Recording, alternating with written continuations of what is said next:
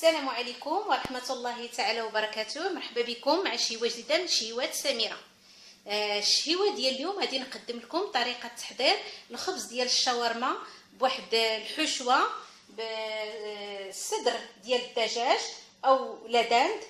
بالنسبة للمقادير ديال هذه الحشوة عندي كمية من الصدر ديال الدجاج على حسب، انا ما بغيتش نقول لكم الكمية كل واحد والكميه اللي غادي يحتاج على حسب افراد الاسره او على حسب الضياف اللي عنده. المهم انا عندي هنا كيلو، نتوما على حسب، انا نوريكم الطريقه وانتوما تتبقى لكم الكميه ديال الدجاج اللي غادي تستعملوا. لكم حريه الاختيار عفوا. وعندي البصل، كميه عندي انا درت واحد 5 ديال البصلات كبار بالنسبه للكيلو ديال صدر الدجاج. عندي الفلفله بالالوان، هذه كتبقى اختياريه عندكم، ديروها ما عندكمش ممكن تستغناو عليها على حسب. عندي الجبن، عندي الملح، الفلفل الاسود اللي بزار، عندي لا موطارد، الخردل، المايونيز، زيت نباتيه، وعندي الخبز ديال الشاورما. اول حاجه كنقوم بها كناخذ داك الصدر ديال الدجاج، لحم الدجاج، كنزيد عليه لا موطارد، الخردل. قلت لكم انا عندي كميه كبيره ديال الدجاج، درت 3 ملاعق ممتلئه صغيره ديال لا موطارد. كندير الفلفل الاسود اللي بزار، كانت واحد نصف ملعقه صغيره. ممكن اللي كيبغي الحار يزيد الكميه ديال الفلفل الاسود على حسب الذوق ديال كل انسان. كنزيد الملح وكنخلط هذا الدجاج جيدا في هذا التوابل.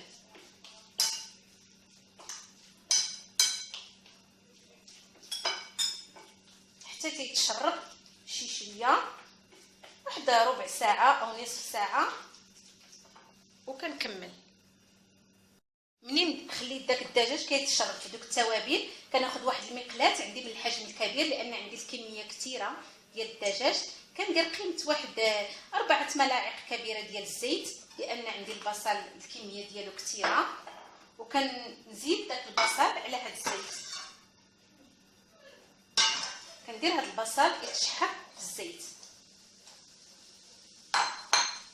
كنضيف له الملح وتنخليه شويه يدبل مع التحريك. تبدا تدبل ديك البصل، كنزيدها شويه ديال الفلفل الاسود اللي بزاف، قيمه واحد ربع ملعقه ديال الفلفل الاسود، وتنحركها جيدا.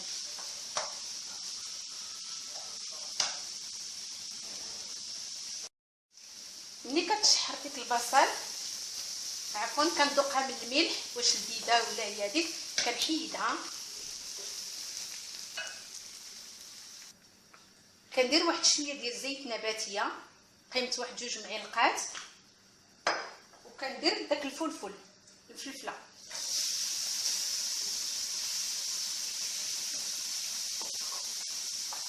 كنزيد عليها شويه ديال الملح،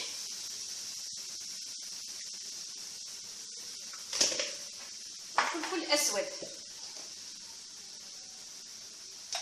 على حسب الذوق ديالكم. قلت لكم الفلفل الاسود، وكنخليها حتى هي حتى تتشحر. من بعد الفلفله كندير عاود كنخويها، كنديرها في الصحن منين كطيب، وكناخذ عاود تندير زيت نباتيه قيمه واحد 4 ملاعق كبيره ديال الزيت، وكندير ديك الدجاج اللي رقدت في لا موطارد والملح والفلفل الاسود.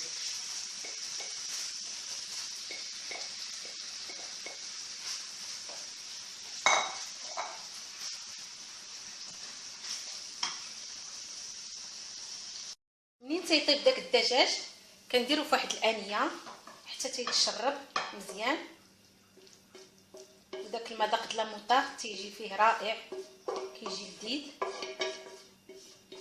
كنذوقوه من المليحه والابزار والفلفل الاسود، تنشوفوا واش هو هذاك. تنضيفوا عليه داك البصل اللي شحرنا مع الدجاج. كنخلطوا جيدا هاد العناصر، وكنزيد ديك الفلفله حتى هي اللي شحرت. كنخلط هاد العناصر كلها فيما بينها.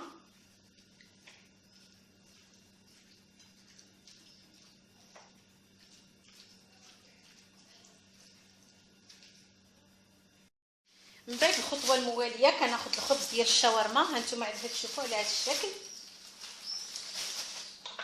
كنحاول ندهنها من الجانب، كنقادها.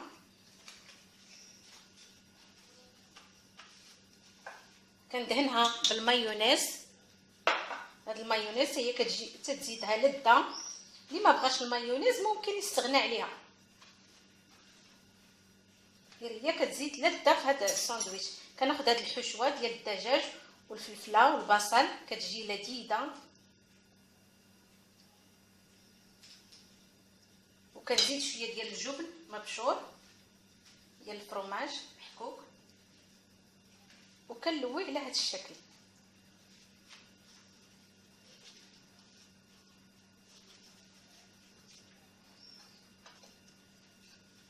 على هذا الشكل كنستمر كنديرهم حتى تنكمل.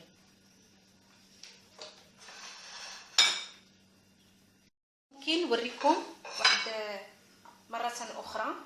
ممكن بهذه الطريقه ناخذ الحشوه كنصبقها هي الاولى،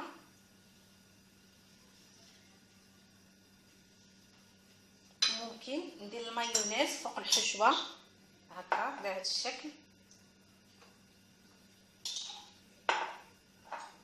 من بعد ندير الجبن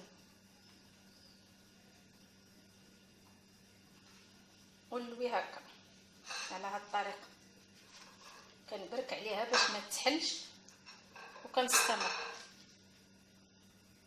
منين تنكمل التعمار ديال الحشوه كناخذ هاد لي ساندويتش نديرهم في هاد الاله ديال البانيني، وكنسد عليها هكا وكنخليهم حتى تيتحمروا. هذا هو الشكل النهائي ديال الشاورما اللي صغبت. راه كتجي لذيذه ورائعه جدا، وكنقدمها مع واحد العصير. اي عصير كتوفروا عليه ممكن تقدموها. ولا عجبتكم لا فيديو ديروا جيم وشاركوا معايا في القناه ديالي شيوات سميره باش ديما يوصلكم الجديد، وبارطاجيو لا فيديو، ديروا التعليقات والاراء ديالكم، وبالصحه والراحه.